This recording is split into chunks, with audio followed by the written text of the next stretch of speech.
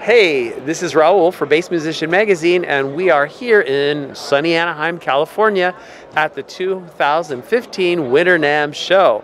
I have the great pleasure and thrill to be here with none other than Jon Liebman again. Just the feeling is beyond words. You can't even describe what it's like to be with me. Right? I was overwhelmed at the moment. So we're here just to kind of chat and find out what's coming up for the new year. What you got going on, Jon? Well, first of all, it feels good just to sit down after all this NAMM stuff. There's so much stuff, and it's a lot to see. But yeah, the instruction site I have at jonliebman.com is it's my online bass instruction site. After selling well over 100,000 copies of my 6 books, my Hal Leonard books, all over the world in English, French, German, Japanese, I thought I would try the online thing. And I launched that in spring, I think, of 2013. And that's been going very well, and I've been adding to it and growing the library. Right now I've got somewhere between 70 and 80 lessons online. And they cover everything from, I have a category called Easy, category called Basics with 2 S's in the middle, Scales and Theory, Building Bass Lines is actually the newest category, and I'm building that up. I'm adding a couple more videos every month. I also have categories called Jazz and Blues, Rock and Metal, Funk R&B, Slapping, and it's really growing quite steadily, and people are commenting that they're really getting a lot out of it and saying, you know, great lessons, keep it up, do more. And about it, for a bass student that's working with your lessons, what kind of duration of the videos are we looking at here when they get on and they do something?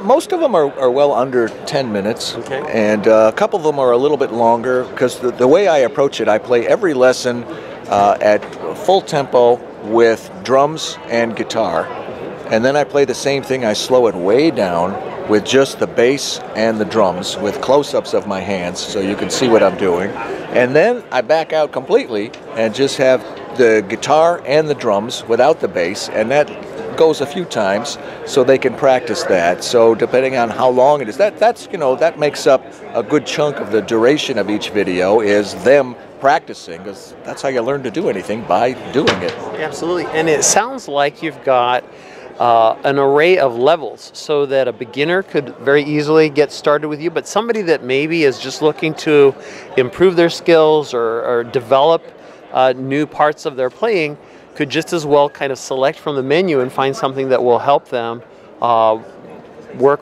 with what you've got there for them. Yes, and not only from one lesson to another, but I put a lot of thought into this and came up with something that really works well, because the backing tracks are the same. I might have, you know, a dozen or so patterns within a lesson. If we're doing, for example, building bass lines. So I'll take a simple progression, 1, 4, 5, and I'll take a 4-bar pattern and repeat it, but have a different bass line for each 4-bar pattern. They start out pretty easy, then they get a little more challenging toward the middle and toward the end. If you want to play number 3 over and over and over again, that's fine. If you want to raise the bar, challenge yourself to play some of the other ones, you can do that. So when I back out and it's just you and the drums and the guitar, play whichever you want. Play the easy stuff, play the hard part. And I've done the same thing with what I call the groove library. So I've got all the different genres that I mentioned, you know, jazz, rock, metal, etc. I've got a bass line and I've got a solo. So when you're ready for the solo or whatever you feel like playing, if you want to just practice the groove over and over again, which is probably not a bad idea, do that. If you want to play the solo, you can do that. Again, the backing tracks work exactly the same for everything throughout the duration of each example. That's tremendous. The repetition is a really important part of this, and the ability to kind of come back over. Sometimes I find that if I've been working on something, I can step away from it, and then when I come back again, I'll kind of have a slightly different take, a different angle, or I can add in something that the first time around I was happy with what I was doing, but now I'm going, oh, I could have done so much more with that, or I could embellish it in such a much better way. You know, so that sounds like this would work perfectly. Yeah, one of the things that I mention in my videos, I say, here are some examples. Try these, learn these, get these under your fingers. So you'll have stuff on technique and the different styles, the different grooves. But then when it's the music -1 kind of thing, use these as examples, and hopefully they will inspire you to make up some of your own lines, which is really what you want to be able to do anyway. So yes, it works well. Absolutely, and I imagine a big part of that also goes with ear training, because I know that the more I listen to a tune, or sometimes I haven't heard something, I'll come back, I'll listen and go, wait, there was a couple of passing notes there that I didn't catch the first time around, you know, so coming back and be able to work with those, it sounds like it would be, you know, certainly a great thing. Yeah, I try not to just say, here's the way, here's what I came up with, now repeat after me. Well, there's certainly a place for that, and you need to do that, but the whole scales and theory category, which is actually a little bit longer than some of the other categories, here's what we're doing, and here's why we're doing it, and here's how it fits together, so you'll get a better understanding of how it all works and how it fits together, and the goal is for you to gain the proficiency so you can take a chord chart, and you understand the style, you understand the feel, and you understand what it's supposed to sound like, so you can build a bass line. And also, if you're given a chart and you have to read the actual notes, which happens a lot also, you'll have a better appreciation and understanding for the feel of that genre, that style, and how to fit in and do what you're hired to do and take care of business, but, you know, sign it. Put a little bit of yourself into it also. There you go. And it sounds like this has certainly been a work in progress. What are you planning, what areas are you planning on adding to this as you're going? Where are you going next with this? Okay, there's a lot that I want to do, but I keep preaching, as do many bass players, serve the song, take care of business, and I think with almost 80 videos, I've got that pretty well nailed down, and I'm going to continue to work on the building bass lines category. But, I have a category in mind called Chops City that I may do, or, getting to some of the more advanced, the fun stuff, the flashy stuff, always with a big caveat. This is not what you're hired to do, and this, this could get you fired from the gig if you do this. But if there's a demand for it, and also I'd like to do more with the upright. I have a couple of the examples in the jazz and blues category. I say all of these will work great on the electric or the upright. I'm going to do a couple of them on the upright, so I'd like to do more of that. I could do some stuff with the bow. I could do some stuff with 5-string. I could do some stuff with fretless. And it's growing because the early stuff is still there. It's all going to be there forever, and I'm adding stuff to it all the time. I did maybe something with odd time signatures, but beyond the content of the site, I'm working on something right now which would be, I refer to as institutional subscriptions.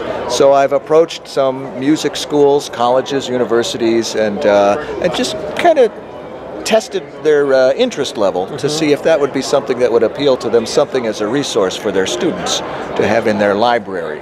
And I'm developing that right now. So right now it's all individuals from all over the world, countries. It's very interesting. Some of the when they send me emails, the language and the. Oh yeah. I have a collection of some of the gems, but not necessarily from my students, but from my other website or in general. But those are some of the things. There's an awful lot to do, and there's an awful lot that I want to do, and it's really about A, what the demand is, and B, what I really think is the most important thing that a bass player, a musician, should be focusing on. Oh, that sounds fabulous.